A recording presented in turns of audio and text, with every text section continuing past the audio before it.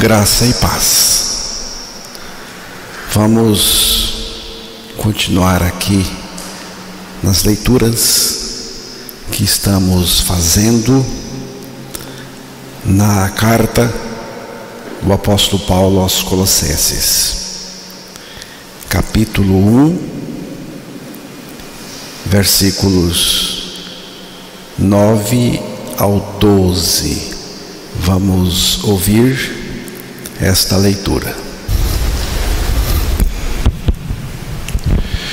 Por esta razão, também nós, desde o dia em que ouvimos, não cessamos de orar por vós e de pedir que transbordeis de pleno conhecimento da sua vontade, em toda a sabedoria e entendimento espiritual, a fim de viverdes de modo digno do Senhor, para o seu inteiro agrado, frutificando em toda boa obra e crescendo em pleno conhecimento de Deus, sendo fortalecidos com todo o poder, segundo a força da sua glória, em toda a perseverança e longanimidade, com alegria, dando graças a Deus que vos fez idôneos à parte que vos cabe da herança dos santos na luz. Que Deus revele a sua palavra aos nossos corações. O meu desejo é que Deus desperte em mim, em vocês, o prazer de saborear a palavra de Deus. Esta carta trata da suficiência de Cristo, da sua preeminência, da sua superioridade, primazia e também da sua anterioridade, porque Ele é antes de tudo e nele tudo subsiste. Cristo é o tudo inesgotável de Deus para nós. Esse é o foco desta carta. Da prisão domiciliar, Paulo escreveu tudo o que nós encontramos aí nesta carta aos Colossenses. E ele escreve essa carta com um propósito de corrigir uma heresia que surgiu lá e surgiu da mistura de ensinos judaicos com o misticismo oriental e a especulação da filosofia grega. Essa heresia visava obscurecer a suficiência de Cristo, a figura de Cristo, de Jesus Cristo, o Deus homem, que veio com a finalidade de morrer numa cruz para libertar o homem do próprio homem e da sua terrível escravatura do pecado. E também para nos conceder a vida eterna pela nossa ressurreição juntamente com Ele. Essa heresia que invadiu Colossos, a igreja de Colossos, tentava solapar a igreja exatamente no seu ponto nevrálgico: a suficiência de Cristo, a eficiência da cruz do Calvário e a eficácia da ressurreição com Cristo como fundamentos da nossa salvação e sustentação e manutenção da igreja o tempo todo. Mas Paulo não perde tempo discutindo com os heréticos. Ele não fez uma reunião para debater o assunto, nada disso. Paulo apresenta Cristo como a solução, A melhor maneira de combater uma heresia, um ensino falso, é anunciar o ensino verdadeiro, é anunciar a verdade, é anunciar Cristo. E foi isto que Paulo fez. No versículo 9, vamos ouvir novamente, capítulo 1. Por esta razão também nós, desde o dia em que o ouvimos, não cessamos de orar por vós e de pedir que transbordeis de pleno conhecimento da sua vontade, em toda a sabedoria e entendimento espiritual. Por esta razão, isto estabelece vínculo com os versículos anteriores que já estudamos aqui, ao que Epáfras, o irmão Epáfras, relatou a Paulo. Esse irmão foi visitar Paulo e levou a notícia dos irmãos, do amor daqueles irmãos, da esperança, da fé, e levou também a notícia da heresia que estava invadindo lá. E Paulo diz, desde o dia em que Paulo ouviu, ele começou a orar por aqueles irmãos e pedir a Deus por eles. Desde o dia em que ele ouviu de Epáfras sobre aqueles irmãos, Paulo começou a orar por eles e pedir a Deus por eles. O que Paulo pediu a Deus? Paulo não tinha o costume de pedir generalidades. Ele ia no ponto específico. E o que Paulo pede?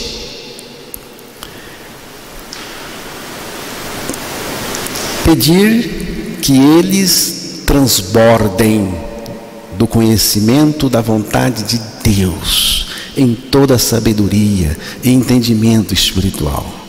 Isto aqui que Paulo estava pedindo por eles. O conhecimento que vai fazer toda a diferença na vida de uma pessoa é o conhecimento da vontade de Deus. Mas nós só podemos conhecer a vontade de Deus em Cristo. Esse é o ponto fundamental para o desenvolvimento saudável do cristão e, consequentemente, da igreja. E o ponto fundamental é que você precisa conhecer a vontade de Deus, estar cheio da vontade de Deus, como o texto diz.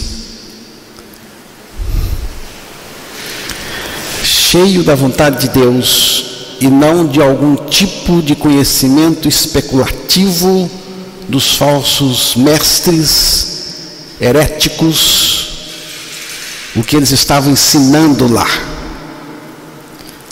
A principal evidência, irmãos, de uma vida regenerada é a inteira submissão à vontade de Deus.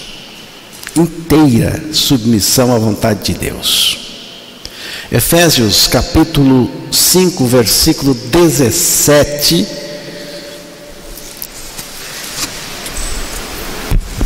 Por esta razão, não vos torneis insensatos, mas procurai compreender qual a vontade do Senhor.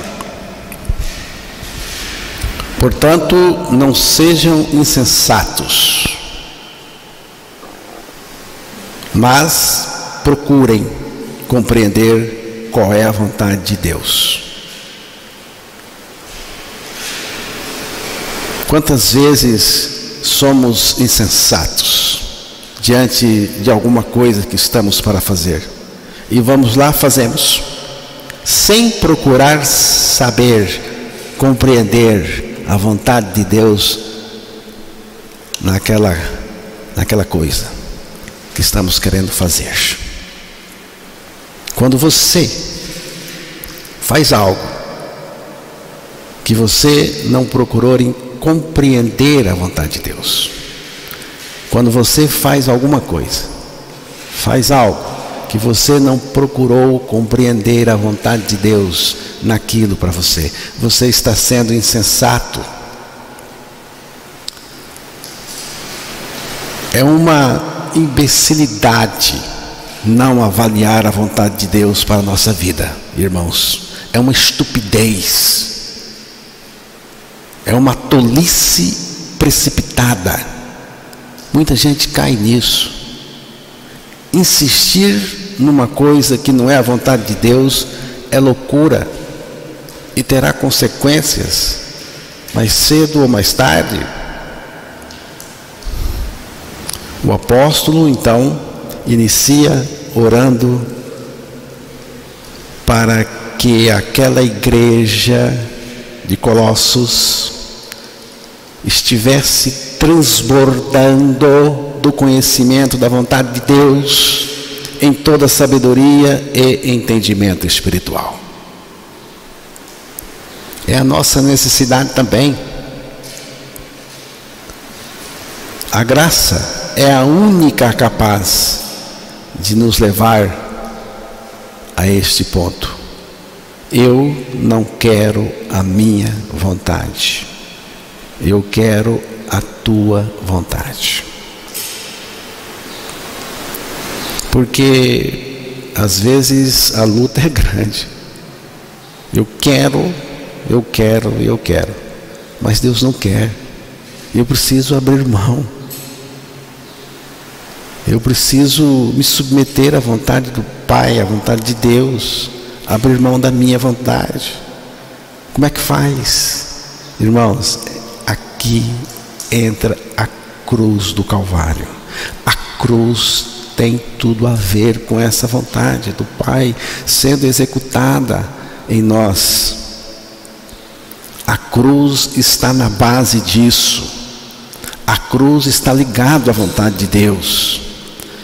Só posso optar pela vontade de Deus quando eu vivo sob o princípio eterno da cruz. Já estou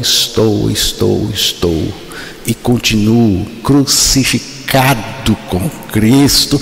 É por isso que eu posso abrir mão da minha vontade e ficar com a vontade de Deus na minha vida. É aqui que nós vamos ser pautados pela vontade de Deus e não tem coisa melhor.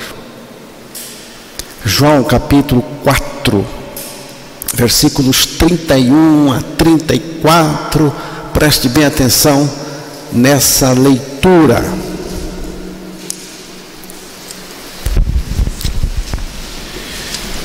Nesse interim, os discípulos lhe rogavam, dizendo: Mestre, come. Mas ele lhes disse: Uma comida tenho para comer, e vós não o conheceis. Diziam então os discípulos uns aos outros: Ter-lhe-ia porventura alguém trazido que comer? Disse-lhe Jesus: A minha comida consiste em fazer a vontade daquele que me enviou e realizar a sua obra. Jesus diz: Eu tenho uma comida para comer, e esta comida é fazer a vontade do meu Pai que me enviou realizar a sua obra. Preste atenção que Jesus chamou a vontade de Deus, a vontade do Pai, de comida.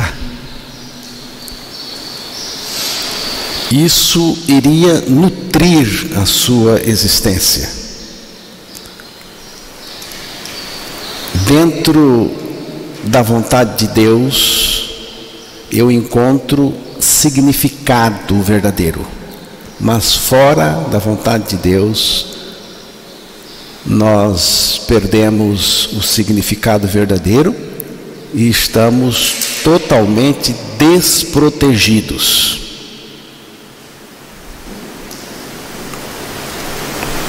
Então, irmãos, a coisa mais importante é estar dentro da vontade de Deus. Estar dentro da vontade de Deus é o meu maior apetite, é a minha maior fome, é o que eu acho que Jesus estava dizendo aos seus discípulos que estavam preocupados com outra comida.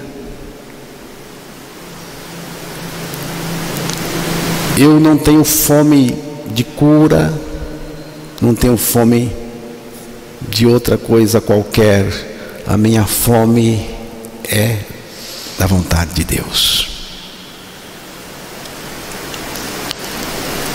Então, irmãos, a vontade de Deus está acima de qualquer coisa.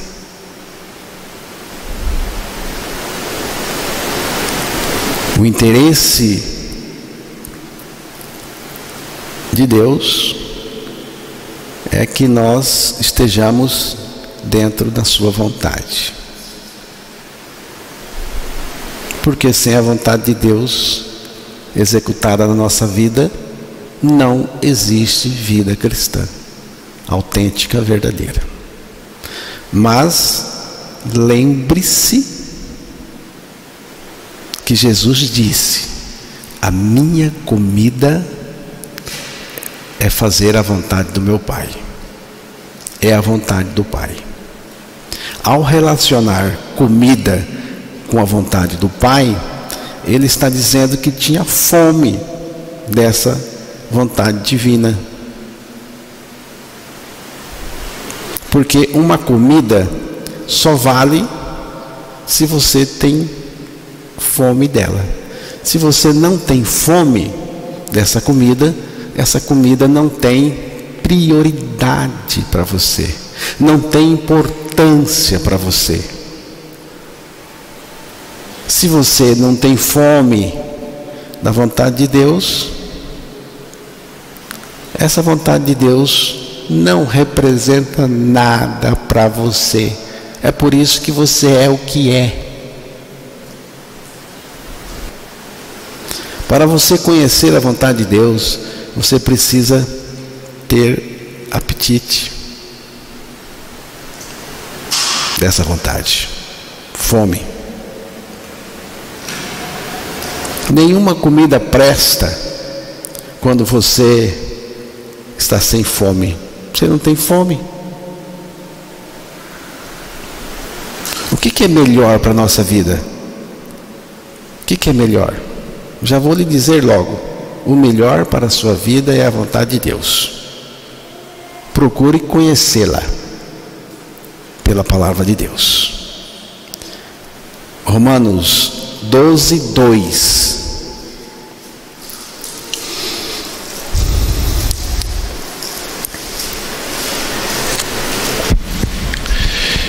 E não vos conformeis com este século, mas transformai-vos pela renovação da vossa mente, para que experimenteis qual seja a boa, agradável e perfeita vontade de Deus. Eu vou ler aqui também, na versão que eu estou usando, que eu acho melhor do que a que foi lida.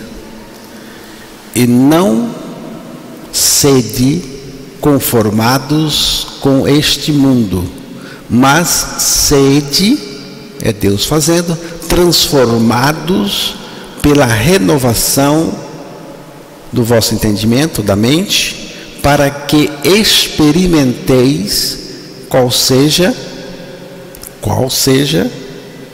a boa, agradável e perfeita vontade de Deus. A vontade de Deus, ela é sempre boa, agradável e perfeita. A nossa não, mas a de Deus é. A maneira de pensar de Cristo está sendo reproduzido na nossa mente. A palavra diz que nós temos a mente de Cristo, que é primeira carta aos Coríntios, capítulo 2, versículo 16, mostra aí que nós temos a mente de Cristo. A maneira de pensar de Cristo está sendo produzida em nós, pela mente de Cristo, por Ele em nós. Pois quem conheceu a mente do Senhor, que o possa instruir? Nós, porém, temos a mente de Cristo. Há uma instrução sendo impressa na nossa mente. Cristo nos leva a pensar com a sua mente, com os seus pensamentos. O apóstolo Paulo também disse: portanto, se já ressuscitastes com Cristo, buscai as coisas que são de cima, onde Cristo está assentado à direita de Deus. Pensai nas coisas que são de cima e não nas que são da terra, porque já estáis mortos. Você vê? Porque você já está morto e Cristo é a sua vida.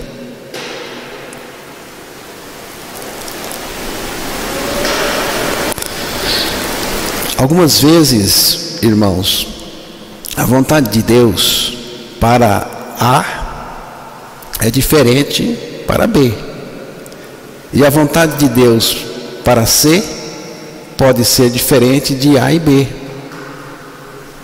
Deus pode ter um projeto para mim que não seja o projeto que Ele tem para você.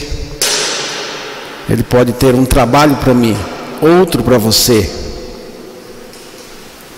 Temos de estar atentos. É por isso que precisamos procurar compreender a vontade de Deus.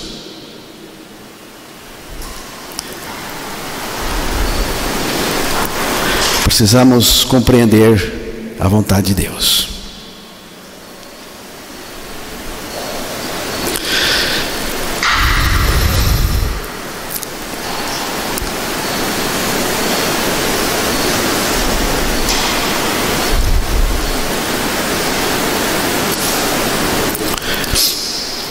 Certa vez, Paulo queria ir para uma região e Deus não deixou ele ir.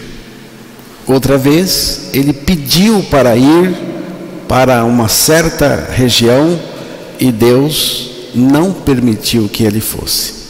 Por isso que eu estou aqui falando dessa vontade de Deus, que nós precisamos procurar compreendê-la. É muito importante que nós busquemos e consultemos o Senhor nas nossas atividades, nas nossas coisas. Tenho observado que as pessoas que buscam compreender a vontade de Deus são pessoas tranquilas e dependentes de Deus. Você tem fome da vontade de Deus? Você tem apetite da vontade de Deus? Você tem procurado compreender a vontade de Deus na sua vida? Ou você não está nem aí? Tem um ponto muito importante, que é o que Paulo vai dizer aí no versículo 10 de Colossenses 1. Você pode ler lá o texto.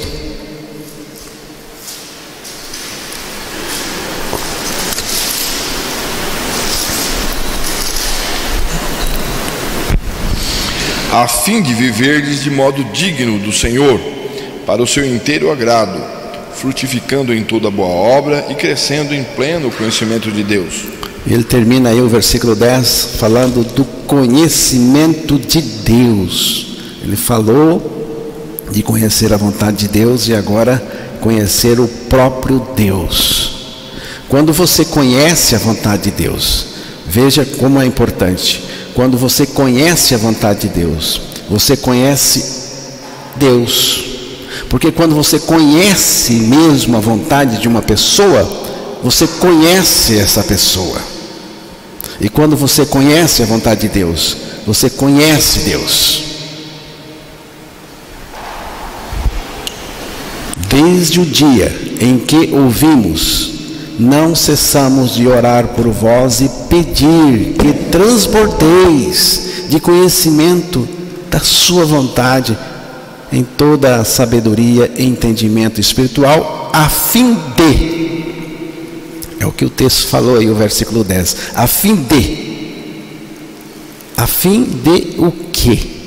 A fim de viverdes de modo digno do Senhor, para o seu inteiro agrado. Aqui está a vontade de Deus, frutificando em toda boa obra e crescendo no conhecimento de Deus. É o conhecimento de Deus revelado em Cristo. É o conhecimento segundo a revelação divina e não segundo os ensinos dos falsos mestres. Paulo está falando do conhecimento de Deus revelado na pessoa de Cristo. Ele está falando de um conhecimento relacional e não especulativo. Ele está falando de uma comunhão nossa com Deus.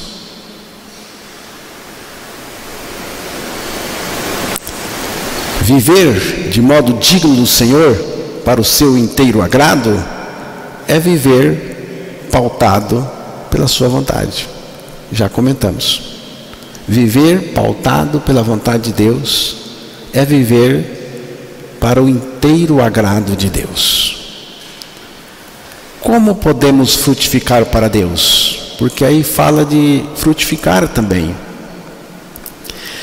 Irmãos, eu creio o seguinte: não mais eu, mas Cristo. Está nisto o poder de frutificar para Deus. A força da frutificação é não mais eu, mas Cristo em mim. É por isso que essa frutificação, essa boa obra, resulta em honra e louvor para Deus. Versículo 11, Colossenses 1, versículo 11. Sendo fortalecidos com todo o poder, segundo a força da sua glória, em toda a perseverança e longanimidade, com alegria. Eu vou começar aqui com a frase final do versículo. Com alegria. Irmãos, a alegria é o lubrificante da vida cristã. Sem alegria, a vida cristã não existe. Deus preparou um jardim, o jardim do Éden, para o homem que ele criou. Esse jardim do Éden era toda uma região, porque o texto de Gênesis 2:10 diz que saía um rio do Éden para regar o jardim, e dali se dividia e se tornava em 4 braços. Você vê, o jardim do Éden tinha um rio, e esse rio se dividia em 4 braços, 4 rios. Então a região era grande, era uma bacia hidrográfica, o jardim do Éden, um lugar de delícias, deleite, satisfação, encantamento, um paraíso. Ali o homem estava protegido e também desfrutava desse paraíso. Mas Adão e Eva, como sabemos, caíram no pecado, e o pecado entrou trazendo morte, destruição, dor e muito sofrimento. Este mundo se tornou um palco de tribulação, dor, sofrimento, guerra, guerra psicológica, emocional, sentimental, onde as pessoas sofrem, se machucam o tempo todo, se traumatizam uma com a outra. É assim, você sabe que é. E como viver com alegria num lugar desse, num mundo assim? Como viver?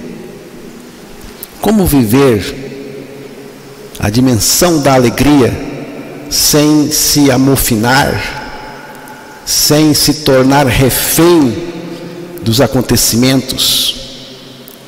Como?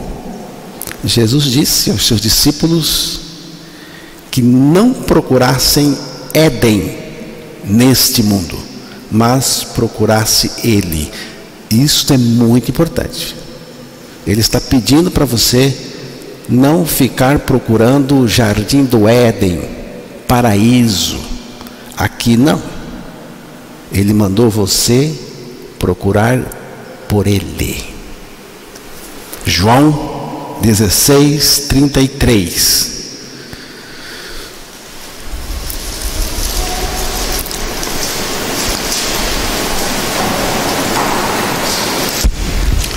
Essas coisas vos tenho dito para que tenhais paz em mim.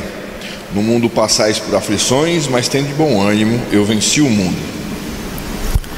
Em mim vocês vão ter paz. É a suficiência de Cristo. Bom ânimo. O que é isto? É ter uma alma com a possibilidade de olhar além das tribulações e se alegrar em um Cristo, no Senhor Jesus. Ele diz: em mim tenhais paz, gozo, alegria.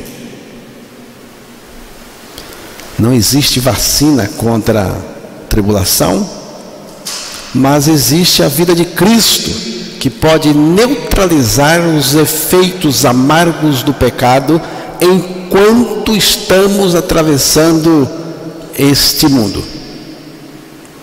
Isso não significa que eu não tenho motivos para tristeza. Tem muitos motivos para a tristeza. O próprio Jesus disse isso, né? No mundo vocês vão passar por sofrimento, mas em mim vocês vão ter paz, alegria, gozo. Nós temos motivos, mas não precisamos ficar reféns desses motivos, dessas circunstâncias. Nós precisamos ganhar então a dimensão da soberania amorosa de Deus e aprender a agradecer por tudo o que acontece. Temos que dar graças a Deus, e não só dar graças a Deus, mas dar graças a Deus com alegria. Dar graças a Deus por um fracasso, por uma perda, por uma tragédia, por uma dificuldade. Mas isso não é lógico. É lógico, sim. Quando você olha do ponto de vista da soberania de Deus, é lógico, sim. Então, bendito seja o Senhor que está no controle de todas as coisas. Das coisas que aconteceram comigo e das coisas que não aconteceram comigo. E das coisas que ainda vão acontecer. Então, o que eu quero dizer para os irmãos é que a nossa alegria tem origem em Deus. Ela se alimenta em Deus. Ela se alimenta de Cristo. Porque a origem da nossa alegria é Cristo. Então, tudo o que temos que fazer é mirar a cruz do Calvário. Olhar para a face do Senhor, para a cruz do Calvário, porque é aí, como diz o texto, que nós vamos ser fortalecidos. Somos fortalecidos pela pessoa de Cristo.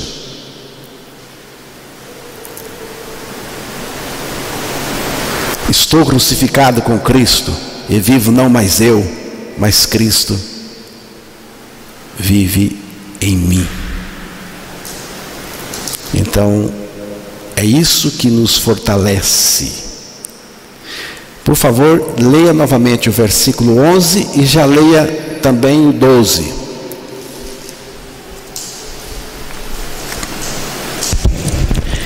Sendo fortalecidos com todo o poder, segundo a força da sua glória, em toda a perseverança e longanimidade, com alegria, dando graças ao Pai, que vos fez idôneos à parte que vos cabe da herança dos santos na luz. Em toda a perseverança e longanimidade. Perseverança, irmãos, é a característica do cristão nascido de novo diante das tribulações. Você precisa ter perseverança diante daquilo que vem contra, sofrimento, tanta coisa.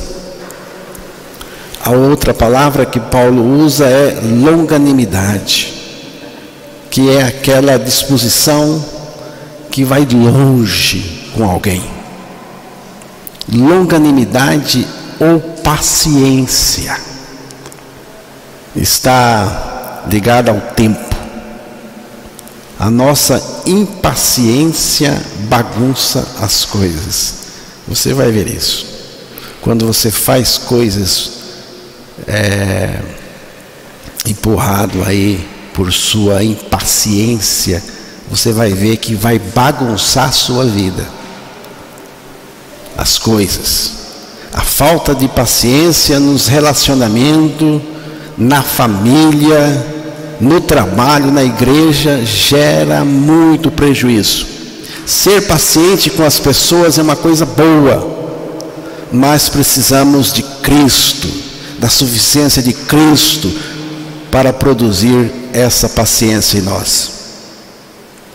Você tem sido misericordioso com a sua esposa? Ou tem hora que você quer acabar com tudo? Por isso eu pergunto novamente: você tem sido misericordioso com a sua esposa? Vice-versa?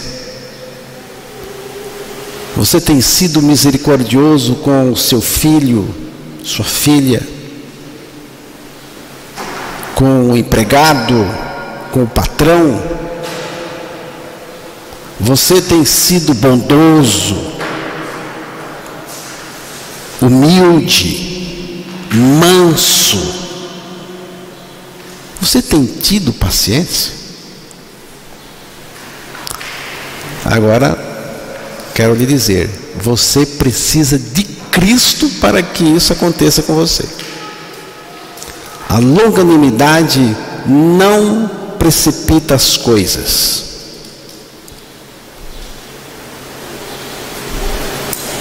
Se Noé não fosse paciente, longânimo, ele teria desistido.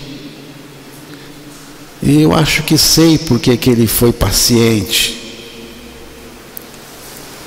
Durante todos aqueles anos construindo a arca,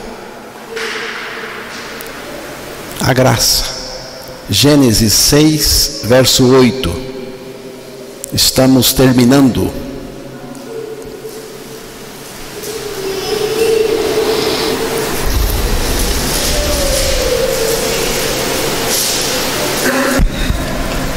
Porém Noé achou graça diante do Senhor.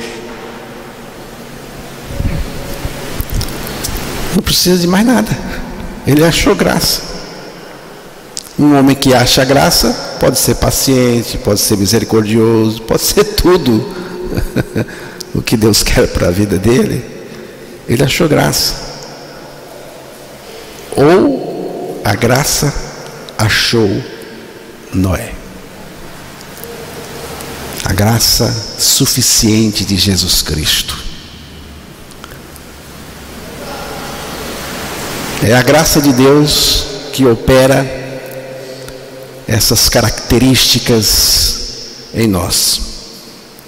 dando graças ao Pai que vos fez idôneos à parte que vos cabe da herança dos santos na luz. Com alegria, expressando gratidão, dando graças ao Pai. Esse versículo 12 está falando a respeito dos colossenses. É os colossenses que estão dando graças aqui. Paulo está orando para que eles sejam agradecidos. Paulo pede que eles tenham gratidão, que sejam agradecidos, e nunca deixe de expressar sua gratidão ao Pai, que nos fez idôneos para participar da herança dos santos. Santos aqui é separados do pecado. E essa é uma herança na luz. Como pecadores caídos, perdidos e separados da vida de Deus, nós não éramos idôneos.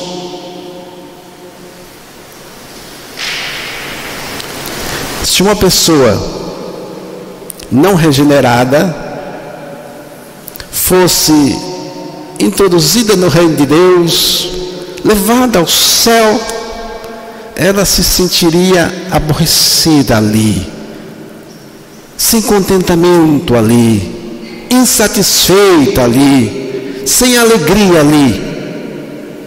Por quê? Porque ela não é uma pessoa idônea para estar ali. Idôneo aqui é tornar suficiente, tornar adequado. E é a suficiência de Cristo que nos torna também suficientes. É Cristo que nos torna adequados para o reino de Deus e para o céu. No pecado somos impróprios para o reino de Deus e também para o céu. Como que Deus nos torna idôneos?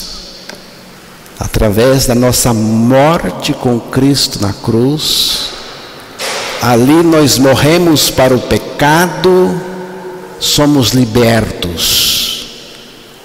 E através da nossa ressurreição, juntamente com Cristo, quando ganhamos a vida de Deus, a vida espiritual, a vida eterna, e o próprio Cristo vem viver em nós a sua vida, é isto que nos faz idôneos, adequados, quando nós nascemos de novo em Cristo Jesus.